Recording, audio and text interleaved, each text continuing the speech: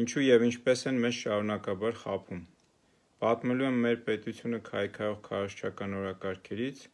և եթե հետաքրքիր է լսեք մինչև վերջ։ Նաև առաջարկում եմ հետևել իմ էջին և ես խոստանում եմ ձեզ մատուցել ինձ հասանելի ամբողջ ճշմարտությունը և գիտելիքը պետության մասին և հայկական շահեր սպասարկող օրակարգերի մասին։ Այսպիսի գիտելիքի և տեղեկատվության հասանելիությունը ձեզ հնարավորություն կտա լինել ավելի տեղեկացված և ճիշտ որոշումներ կայացնել, ինչը հնարավորություն չի տա թշնամական քարոզչական օրակարգերին ձեր գլխում բույն դնել և հետևաբար դուք կլինեք ավելի ուժեղ և ձեր կարողություններն ու ունակությունները ձեր մտքերի նաև ձեր որոշումների մասով կծառայեցվեն բացարձակապես հայկական պետության կայացմանը։ Եվ այսպես ո՞րն է իմ գնահատմամբ այն ամենավտանգավոր քարոզչական օրակարգը, որ շաքարի պես քաղցր է, բայց միևնույն ժամանակ նույն շաքարի պես երկարատև տևողությամբ ռումբ է շաքարը մարդու օրգանիզմում, իսկ այս քարոզչությունը պետության կազմալուծման հիմքերում։ Օտար շահեր սպասարկող Փաշինյանը և իր ծառաները շարունակաբար կրկնում են հետևյալ օրակարգը. մենք այլևս պատերազմներ թույլ չենք տալու, այլևս ոչ մի երեխա և զինվոր չի զոհվելու։ Թվում է, թե սա շատ ցանկալի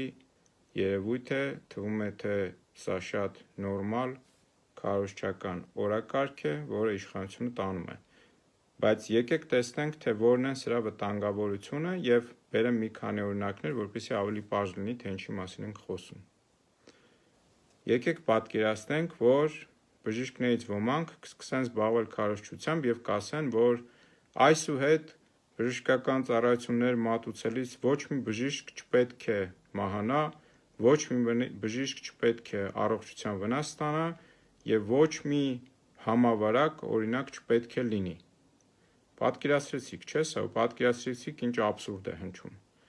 Այսինքն համավարակների ժամանակ մենք գիտենք, որ շարունակաբար եղել են դեպքեր և լինելու են դեպքեր, երբ բժիշկներ են մահանում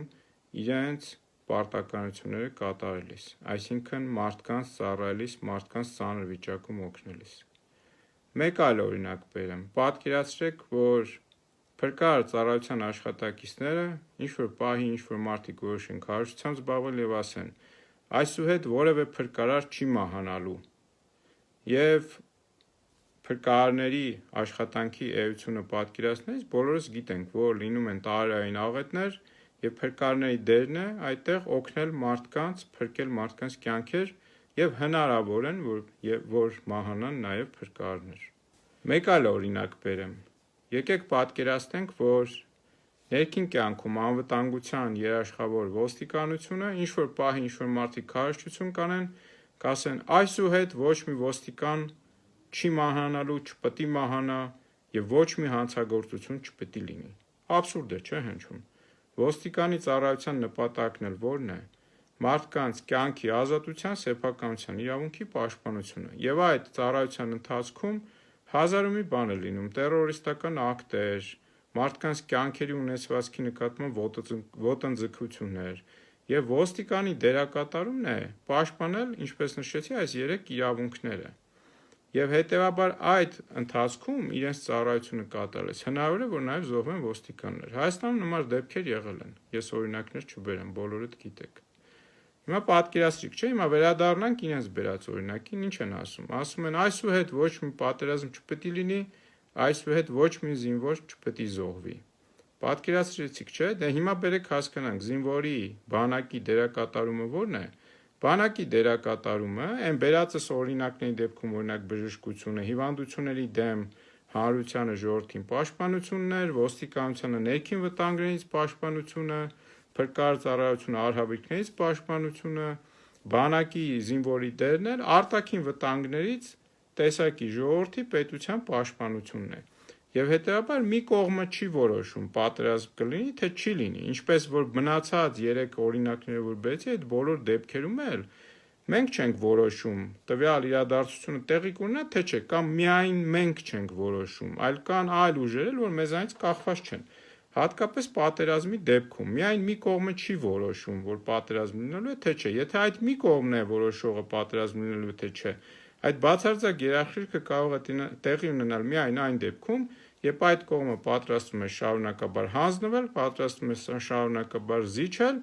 եւ միայն այդ դեպքում կարող է երաշխիք լինել, որ պաշտպանության տեղի չունենա, պատերազմ տեղի չունենա, այսինքն եւ ոչ ոք չի մահանա։ Հիմա պատկերացրեցիք, չէ՞ ինչ են անում։ Փաշինյանը եւ նրա ծառաները մարդկանց գլխում դնում են այդ քաղցր սուտը, որը շաքարի պես ցանկալի է, այսինքն մարդիկ անդադ քաղցր են ուզում ուտել, որը որ գիտությունը արդեն ապացուցել է մարդու իմունիտետը թուլացող քաղցկեղածին հատկություններ ունի, բայց դա միանգամից տեղի չունենում, շարունակաբար է տեղի ունենում։ Նույնը այդ կեղծ խաղաղության օրակարգն է, այսինքն մարդկանց գլխում դնում են այդ քաղցր սուտը, որ այլևս պատերազմ չի լինելու, այլևս ոչ մի զինվոր չի մահանալու, ինչը իհարկե բոլորիս ցանկալի վիճակն է, բայց հետևաբար էլի չգնամ բացատրեմ նորից, այդ դեպքում բանակն ու զինվորը ինչի համար են, հարգելի հայրենակիցներ։ Ձեզ ասեմ վերջում, թե ինչու են այս օրակարգը ձեր գլխում դնում, որը քաղցր սուտ է, որը ցանկալի սուտ է, բայց երբևէ դա չի կարող իրականություն դառնալ, քանի որ մեր աշխարհը կառուցված է այլ տրամաբանության վրա, աշխարհը կառուցված է ուժեղի տրամաբանության վրա եւ կյանքը պատկանում է ուժեղին, ոչ թե թույլին, ոչ թե պաշտպանվողին, ոչ թե վախկոտին։ Եվ նրանք սա անում են ծառայելու համար օտար օրակարգերի, այսինքն երբ ասում են, որ այլևս ոչ մի զինվոր չի մահանալու, այլևս պատերազմ չի լինելու, ինչ որ պահի կգան կասեն, որ դե հետևաբար մենք պատերազմ չենք անելու, զինվորների քանակ այսքան պահելու իմաստը որն է, կասեն շատ թանկ է նստում այս ամենը մեր վրա, պետք է ծախսեր կրճատենք, հա, կնվազեցնեն զինվորների թիվը։ Արդեն մի գործողություն արել են, ծառայության ժամկետը 2-ից սարքել են 1.5 տարի։ Շարունակաբար այս կեղծ օրակարգերը մտցնելով կբերեն մի վիճակի, որ մեր երկրի պետության պաշտպանունակությունը կմոտենա 0-ի, եւ սա ի դեպ սրա վտանգությունն է, որ տեղի կունենա բոլորիս լուր համաձայնությամբ, քանի որ այդ քաղցր սուտը այդքան ցանկալի է բոլորի համար։ Սա է սրա վտանգավորությունը, հարգելի հայրենակիցներ։ Հիշենք մեր տարածաշրջանի հետ կապված թուրքական գլխավոր օրակարգը։ Հայաստանը չպետք է բանակ ունենա, Հայաստանին ոստիկանություն ունենան մի փոքր ներքին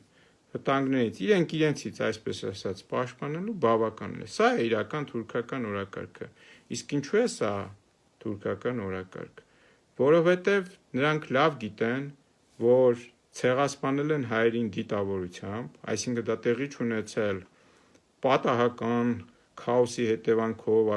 առաջին աշխարհամարտի հետևանքով տեղ ունեցած, ինչի մասին իրենք շարունակաբար պնդում են, ինչը կեղծիք է, սա եղել է կազմակերպված ցեղասպանություն, ուն է զրկում հայ ժողովրդին իրենց հայրենիքից տեղահանում։ Եվ նրանք լավ գիտեն, որ արդարությունը վաղ թե ուշ վերականգնվելու հատկություն ունի եւ հետեւաբար իրենք ամեն ինչ անելու են, որպեսզի այդ արդարությունը փորձեն այնպես անել, որ երբևէ չվերականգնվի։ Իսկ այդ արդարության վերականգնման ծիլը հենց մեր պետությունն է, որ այս տարածաշրջանում ստեղծվել է։ Իսկ ցանկացած պետություն առանց բանակ ինքը ոչ մի բանի պիտանի է։ Հետևաբար իրենց օրակարգն է, որպեսզի Հայաստան պետությունը չունենա պաշտպանունակություն, որպեսզի հայ ժողովուրդը չուզենա պաշտպանվել եւ լինի թույլ եւ թուլակամ ենթարկվող եւ հանձնվող։ Սա է այն վտանգավոր օրակարգը, որ մեզ մատուցում են, հարգելի հայրենակիցներ, խնդրում եմ եղեք աչալուրջ